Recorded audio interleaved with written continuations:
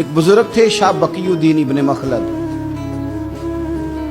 وہ کہتے ہیں مجھے پتہ چلا کہ اس دور میں نبی کریم علیہ السلام کی حدیث جو سب سے بہترین پڑھاتے ہیں وہ امام احمد بن حنبل ہیں۔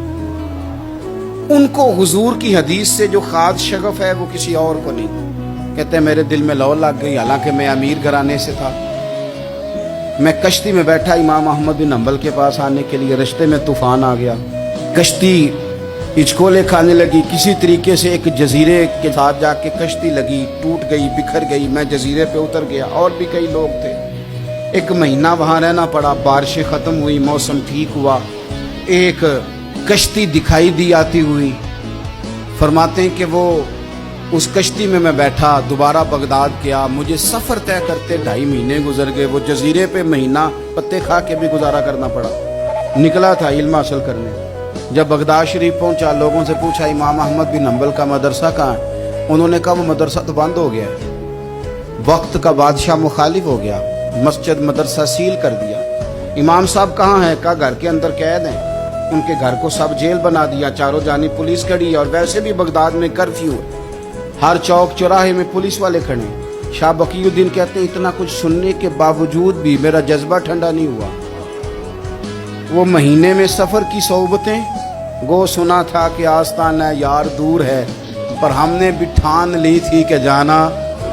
وہ سنا تھا کہ آستانہ یار دور ہے، پر ہم نے یہ ٹھان لی تھی کہ جانا ضرور ہے۔ کہتے پہنچ گئے، اب پتہ چلا کہ کرفیو ہے، سڑکوں پہ پولیس کھڑی ہے، گلیوں میں چوکوں چوراہوں میں پہرے ہیں، امام صاحب تک تو جا کوئی نہیں سکتا۔ کہتے میں نے ایک شخص کی منت کی، میں نے کہا کسی طریقے گاڑی بتا۔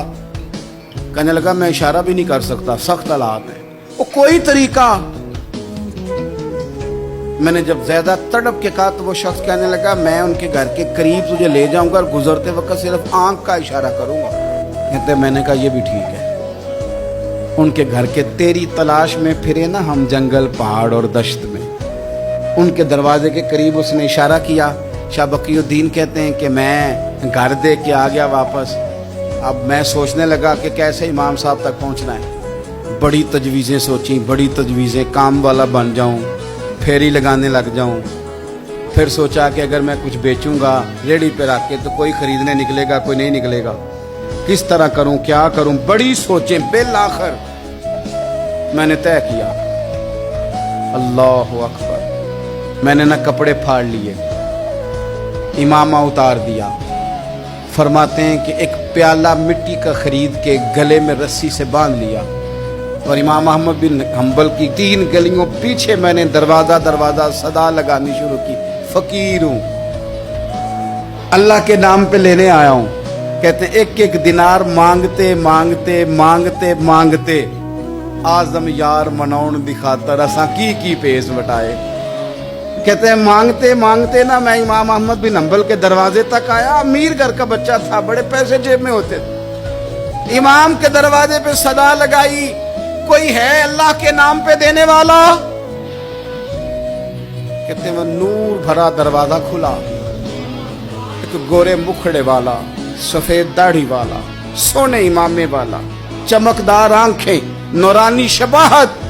کہتے امام احمد بن حنبل باہر آئے، اور جیسے ایک دینار میرے پیالے میں ڈالنے لگے تو میں نے ہاتھ چوم کے کہا سونیا تیرے قربان جاؤں، میں دینار لینے نہیں آیا، محمد عربی کی حدیثیں سننے آیا۔ کہتے امام کی بھی آنکھیں کھل گئیں، کہنے لگے اس حال میں آزم یار مناؤن دی خاطر اساں کی پیس بٹائے۔ کہا حضور کیا کرتا، یہی ایک طریقہ رہ گیا تھا، میں تو کہاں سے چلا ہوں، کہاں پہنچا ہوں، کیا کروں؟ امام صاحب فرمانے لگے پھر میں بھی بڑے دنوں سے پریشان تھا، کوئی سیکھنے والا نہیں مل رہا، تو مل گیا۔ کہنے لگا حضور میں روز آ جاؤں فقیر بن کے، آپ جتنا چاہیں 2 4 5 منٹ میں مجھے حدیثیں سنا دیں، میں اگلے دن یاد کر آیا کروں۔ کہتے 2 سال لگ گئے، شاگرد کہاں ملیں گے ایسے، کہاں مرید ملیں گے، گزر گیا دور۔ کہتے ہیں کہ میں نہ ہر روز فقیر بن کے جاتا، 3 گلیاں پیچھے مانگنا شروع کرتا، کچھ حق نہ کرے، 2 سال دروازے پہ جاتا، آگے پیالہ کرتا، امام 1 دینار ڈالتے اور مصطفیٰ کی حدیثیں سناتے۔ کہتے ہیں حالات بدل گئے۔ 2 سال کے بعد हुकूमत बदल गई, इमाम का मदरसा बहाल हो गया, रश हो गया। बादशाह बड़ा अकीदतमंद था जो नया आया, उसने बड़ा करके इदारा बना के दिया। जिस दिन मैं गया तो रश लगा हुआ था। कहते हालात बदले तो हमने भी कपड़े बदले, हमने भी कपड़े बदले, हमने भी दोबारा से दस्तार बांधी। और कहते हैं बड़े लोग बैठे हुए थे, मैं जब दाखिल हुआ ना तो इमाम उठ के खड़े हुए। आप फरमाने लगे पुत्र इधर आ, तू आगे आके बैठ। लोग दीन सीखने आते हैं, तू तो फकीर बन के मांगने आया था। और मैं भी बाकियों को पढ़ाया करता था, तुझे मैं दिया करता था। और अब बाकी पढ़ा करेंगे, तुझे दिया जाएगा। और आज तुझे सीने से निकाल के दिया करूंगा। जमाने बदल गए, हालात बदल गए, वो शख्स चला गया, कौन हुक्मरान था कौन नहीं था, लेकिन उस्ताद शागिर्द के अदब की दास्तान कयामत तक बाकी रहे।